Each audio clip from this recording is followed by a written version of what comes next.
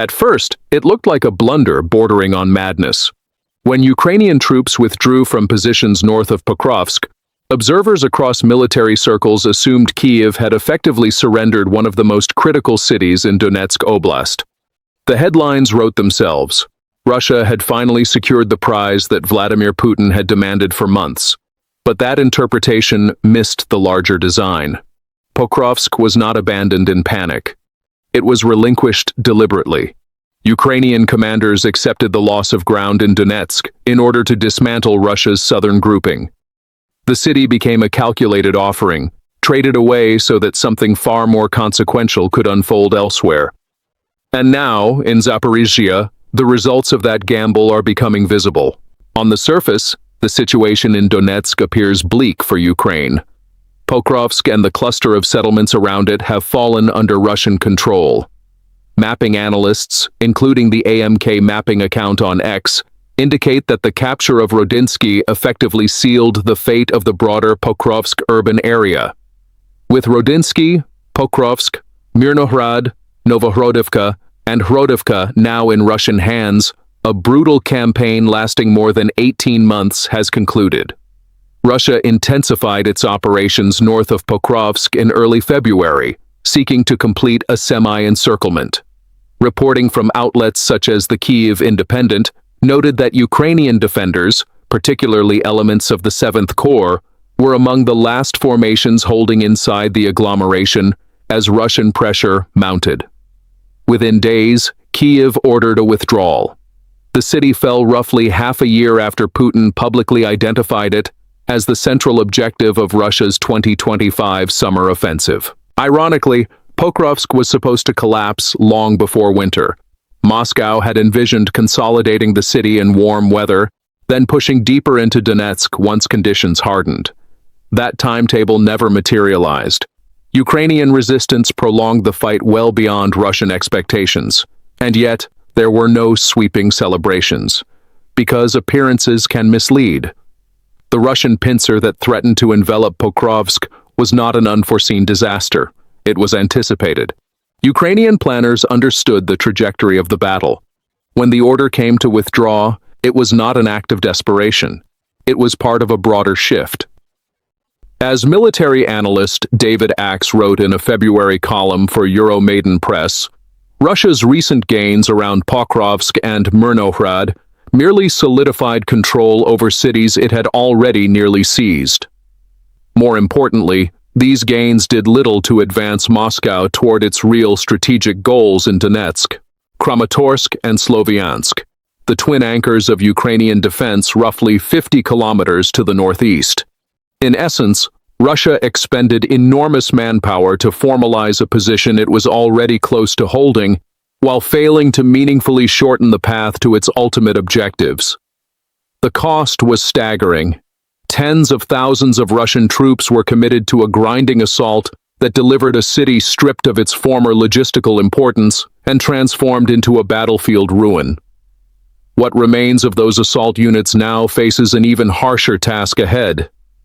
Ukraine's withdrawal, then, was not collapse. It was reprioritization. To many observers, relinquishing Pokrovsk seemed reckless.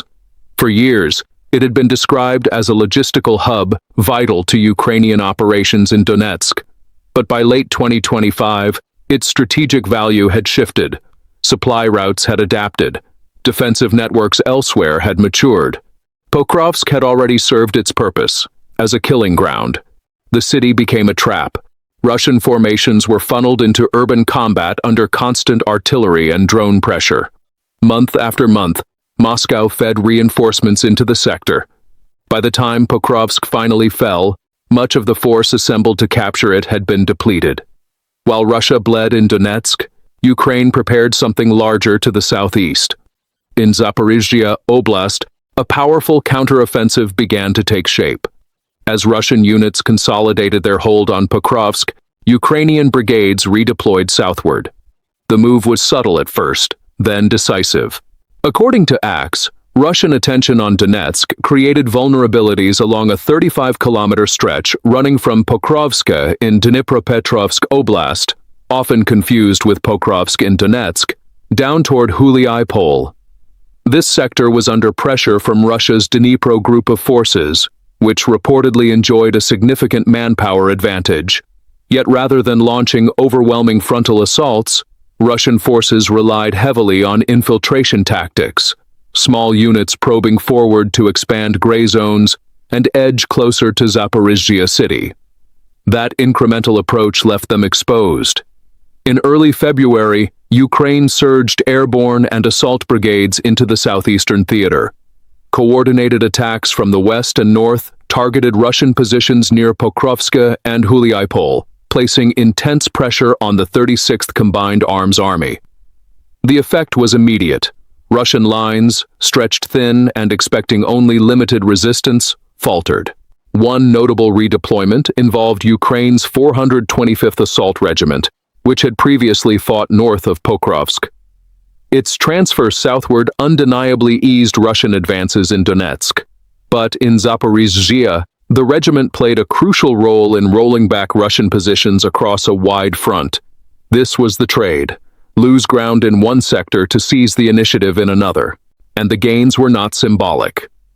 Reporting from France 24 indicated that Ukraine's southeastern offensive produced the fastest territorial advances seen in 2.5 years, since the summer counteroffensive of 2023.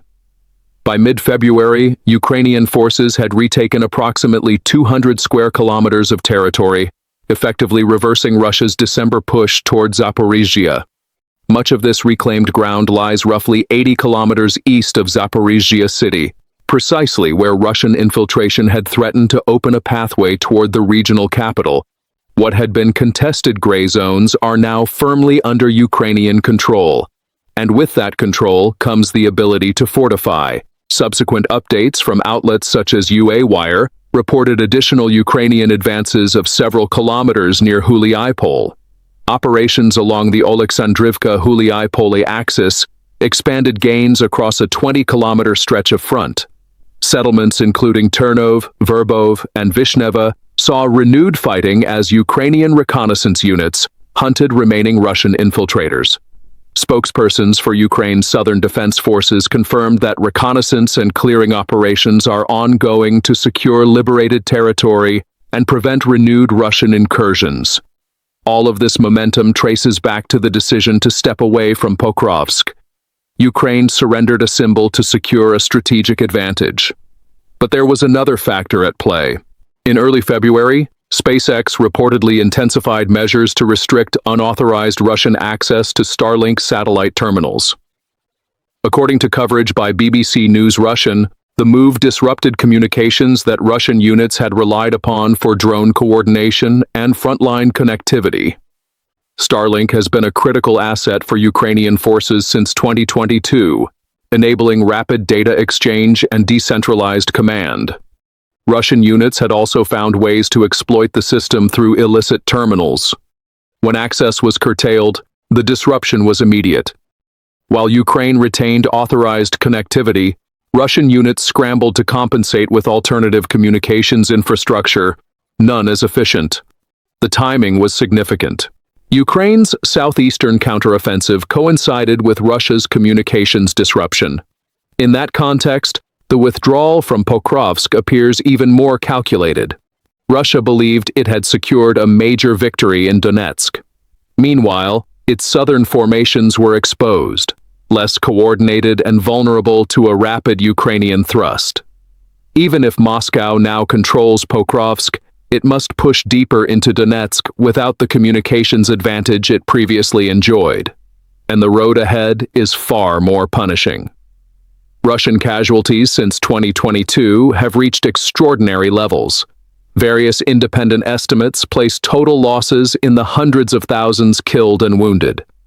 The attritional grind in sectors like Pokrovsk has compounded these losses. Manpower challenges have led to expanded conscription cycles and year-round mobilization measures inside Russia. Against that backdrop, the next objectives, Kramatorsk and Sloviansk, are not lightly defended cities. They anchor what analysts describe as the Donetsk Fortress Belt, a layered defensive network developed over several years. Unlike Pokrovsk, which evolved into a battlefield through necessity, These cities sit behind deliberate fortifications, minefields, anti-tank obstacles, reinforced positions on elevated terrain, and dense drone coverage. Crossing the open ground between Pokrovsk and this fortified arc would expose Russian forces to sustained artillery and UAV attack. Capturing the belt itself would require urban assaults on cities larger and more defensible than Pokrovsk. Some assessments, including from the Institute for the Study of War, suggest that achieving such objectives could take years, potentially stretching into 2028. In other words, Pokrovsk may prove to have been only the prelude. Meanwhile, in Zaporizhzhia, Ukraine is replicating the formula. The reclaimed territory offers space and time to construct layered defenses before any renewed Russian attempt to advance toward Zaporizhzhia city.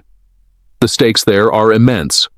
Zaporizhzhia is a major energy hub. The region includes the Zaporizhzhia nuclear power plant, currently under Russian occupation, as well as critical hydroelectric and renewable infrastructure. Prior to the invasion, these facilities collectively accounted for a substantial share of Ukraine's electricity generation. Allowing Russian forces to advance unchecked toward Zaporizhzhia city would risk exposing millions of civilians and critical infrastructure to sustained artillery pressure. Colonel Roman Svitin of the Armed Forces of Ukraine has noted that capturing a city of Zaporizhzhia's size, once home to over 700,000 residents, would be vastly more complex than seizing smaller urban centers. Even after years of war, hundreds of thousands remain. Ukraine's objective is not merely to hold, it is to force Russia into another attritional nightmare. Finally, there is the diplomatic dimension. As intermittent discussions of ceasefires and negotiations surface, battlefield positioning matters. Russia cannot claim dramatic new leverage by presenting Pokrovsk as a fresh conquest if it had already declared the city captured months earlier. Conversely, Ukraine's gains in the southeast strengthen its hand. If Moscow demands territorial concessions, Kyiv can point to reclaimed ground and to Russia's inability to hold recently seized areas. The message is clear. The war's outcome is not predetermined by incremental map changes. By sacrificing Pokrovsk at the right moment, Ukraine appears to have preserved strength where it matters most, blunting Russia's southern ambitions, reinforcing the Donetsk fortress belt, and buying time to shape the next phase of the war. Whether this strategy culminates in decisive victory remains uncertain. But one thing is evident. What looked like retreat may, in hindsight, be remembered as a calculated pivot that reshaped the balance in 2026. And as these maneuvers unfold on land, Ukraine continues to refine its drone warfare capabilities, turning mass production and rapid iteration into force multipliers across the front. For deeper analysis of these developments and the evolving dynamics of the war, follow ongoing coverage and stay informed on how this conflict is transforming modern warfare.